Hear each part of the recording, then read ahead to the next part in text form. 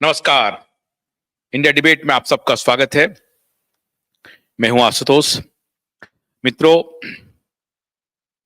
Portal तो लगता है पूरी तरह से फेल हो गया है। इतने संदेश, इतने फोन कॉल्स मैंने कभी रिसीव नहीं किया।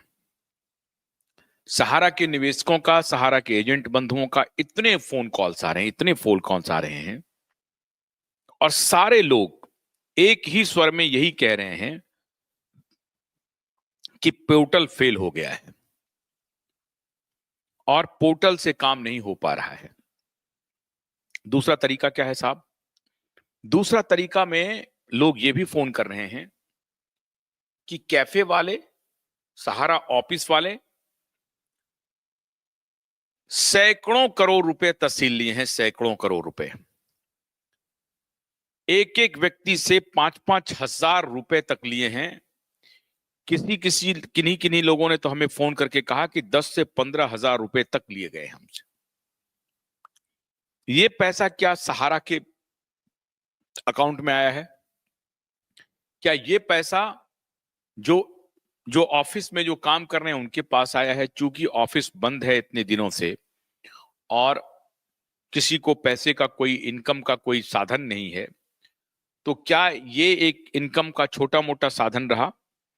अगर एक मान लीजिए कि एक ऑफिस में एक छोटा हो सकता है, लेकिन पूरे देश भर में जो एक एक निवेशकों से आप 200 रुपए, 500 रुपए, 1000 रुपए, 1,500 रुपए, 5-5, 10-10, 15-15 हजार रुपए तक एक एक, अगर किसी के पास 100 अकाउंट है तो 100 अकाउंट का पैसा आप ले रहे हैं।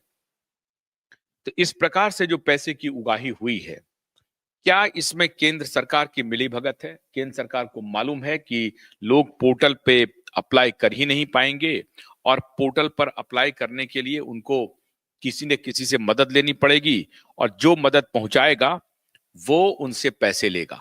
बिना पैसे के वो किसी किसी की मदद हो ही नहीं सकती। तो ये क्या पूरी इसकी जानकारी केंद्र सरकार को नहीं है, या केंद्र सरकार की पूरी प्लानिंग है कि हाँ ठीक है, इस तरीके से भी लोग अगर पैसा दे देते हैं तो पैसा दे? किस प्रकार से लोगों को ये ठगने का धंधा चल रहा है, जिसमें न चाहते हुए भी सहारा कंपनी इन्वॉल्व हो गई है, और इसमें भी बहुत सारे ब्रांच मैनेजरों ने और ब्रांच में काम करने वाले लोगों ने कुछ पैसे बना लिए इसमें। एक ब्रांच में बहुत ऐसा नहीं होगा कि वो बहुत बहुत मोटा कमाई कर लिया, लेकिन अच्छा खासा कमाई कर लिया।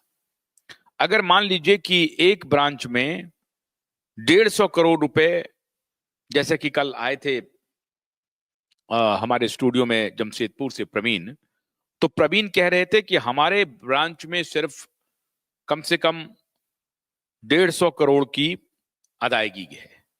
अब 150 करोड़ की अदायगी में मान लीजिए कि कितने निवेशक होंगे? हजारों निवेशक होंगे। अब वो हजारों निवेशक अगर वो पैसा दे रहे हैं, 200, 500, 700, 800, 1000, 1000, 2000, ये कितना पैसे का कलेक्शन सिर्फ एक ब्रांच से हो रहा है? और देश भर के ये 5000 ब्रांच हैं या 5000 ऑफिसेज हैं। मोटा मोटी अगर हम 4000 ऑफिसेज को खुला हुआ मान लें और 4000 ऑफिसेज में ये डिफिशियंसी दूर करने के लिए, रिसबमिशन करने के लिए आपको पैसे देने पड़ रहे हैं, तो आप कल्पना कीजिए कितने सैकड़ों करोड़ की उगाही अभी तक हो चुकी है। सहारा प्रबंधन ये चाहती है कि ये पोर्टल फेल हो जाए।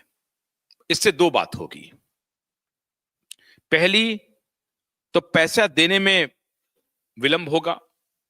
दूसरी, हम सरकार के ऊपर दबाव बना सकेंगे कि साहब पोर्टल से आप पैसा नहीं दे पा रहे हैं, आप हमारा दफ्तर खोलिए और आपके पास जो पैसे हैं वो मुझे दे दीजिए, मैं लोगों को भुगतान कर दूंगा। और फिर भुगतान करने के क्रम में अभी तक जो हम करते आए हैं वही करेंगे। किसी को समझा देंगे कि आपका पैसा अब तो मिल ही रहा है, देखिए हमने वहां से लड़ करके, सुप्रीम कोर्ट से लड़ करके हम पैसे ले आए हैं, अब जब सुप्रीम कोर्ट से लड़के हम पैसे ला सकते हैं तो आपका पैसा हमारा सुरक्षित है, हमारे पास सुरक्षित है। ये नैरेटिव चला देंगे, और ये नैरेटिव चलाने में सहारियन माहिर हैं, मास्टर हैं, और वो चला देंगे। तो सारे ये नैरेटिव चला देंगे कि जब हम सुप्रीम कोर्ट से पैसा लड़के ले आ सकते हैं तो आपका पैसा हमारे पास सुरक्षित है। इसका मतलब आप क्या कीजिए कि अगर मान लीजिए 100% को पैसा देना है तो 100% में से तो खुद सुब्रत राय जी स्वीकार करते थे कि 30 से 40% री इन्वेस्ट करते थे। तो इस 100% में से जो पैसे आ गए, अभी तो ये उनको जीत के रूप में दिखाएंगे कि हम जीत गए हैं, हमारी बात रह गई है, हम जो कहते थे वो सही थे, आखिर में सरकार ने हमारी बात मान लिया और हमारे पास पैसे आ गए। यही ये प्रचारित प्रसारित करेंगे, और ये प्रचारित प्रसारित करके इनका एक ही एजेंडा होगा, निवेशकों का विश्वास जीतना, और निवेशकों को फिर ये बताना कि साहब ये पैसा हमारे पास सुरक्षित रखिए, हम फिर 2 गुना 3 गुना दे करके आपको लौटा देंगे।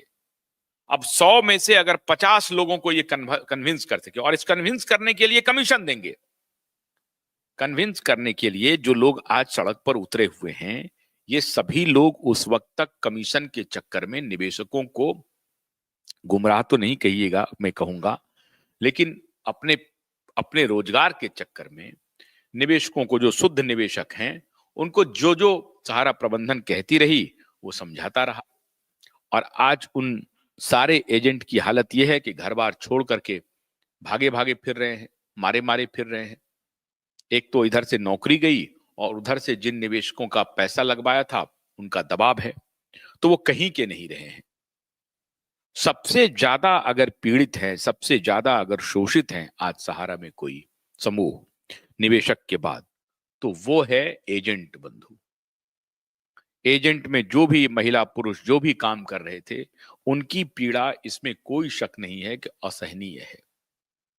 एक तो उनके पास जो साधन थे वो भी इस कंपनी ने अपने यहां लगवा लिए।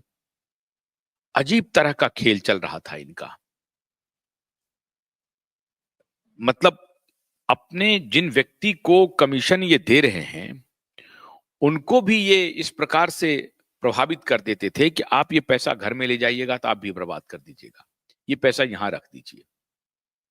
स्मॉल सेविंग को प्रमोट करने के लिए बात तो हो सकती है, लेकिन जहां एजेंडे में ये शामिल हो जाए कि सबके पैसे को अपने पास रखना है और फिर एक एक करके देना है, अगर ये एजेंडे में शामिल हो जाए तो क्या। सूरज कुमार जी, आप कहां से हैं, कहां से ज्वाइन कर रहे हैं आप? सर मैं अंबेडकर नगर उत्तर प्रदेश से हूं सर। अच्छा, तो एक सेकंड जरा होल्ड कीजिए, फिर मैं आपसे बात शुरू करता हूं। जी सर। तो अब ये पैसा सरकार से ला करके कहेंगे और सभी एजेंट को फिर से आग्रह कर लेंगे कि आपको हम ये कमीशन दे देंगे, वो कमीशन दे देंगे। एजेंट तो अभी क्रॉस रोड पर है, सड़क पर है, एक प्रकार से कहाँ जाएं, क्या करें, क्या ना करें, मरता क्या ना करता, फिर से वो स्वीकार कर लेंगे और फिर वो काम करना शुरू कर देंगे। ठीक है, अब इस क्रम में हो सकता है कि कंपनी रिवाइव हो जाए, तो हमारी शुभकामना है कि कंपनी रिवाइव हो जाए, लेकिन वो करेगी क्या, कैसे लौटाएगी, कहना मुश्किल है। फिर से निवेशक को पैसा मिलेगा कि नहीं मिलेगा, ये कहना मुश्किल है। तो पोर्टल के फेल होने से सहारा को ही लाभ है।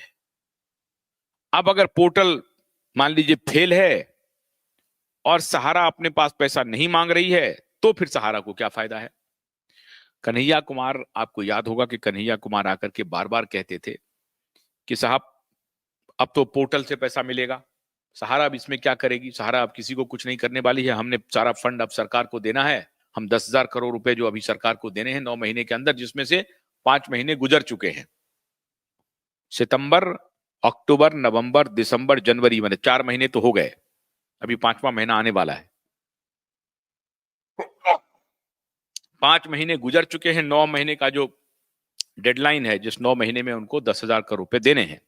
1,000 करोड़ रुपए भी दिए कि नहीं दिए इसकी कोई सूचना नहीं है। 15 दिन के अंदर में 1,000 करोड़ रुपए देने थे। और जेबी का जो पेपर है, ज्वाइंट वेंचर जो रियल्टी कंपनी के साथ हो रही है सहारा की, ओबरा रियल्टी के साथ, वो उसके सत्यापन के लिए भी सेबी को अपना डिटेल देना था। अब वो कब देती है नहीं देती है वो कहना मुश्किल है। बहुत जल्द कन्हैया साहब को गिरफ्तार करवा लेना नागेंद्र कुशवाहा, रोशन लाल जी कह रहे हैं। अच्छा, कोई बात नहीं है। तो अब हम बातचीत शुरू करते हैं सूरज कुमार जी से। सूरज जी, ये बताइए कि आपके यहाँ पोर्टल की क्या स्थिति है, कैसे काम कर रहा है पोर्टल, क्या लोगों को पैसे मिल रहे हैं या डिफिशियंसी होती जा रही है, क्या वहां पर डिफिशियंसी खत्म करने के लिए लोगों से पैसे लिए जा रहे हैं?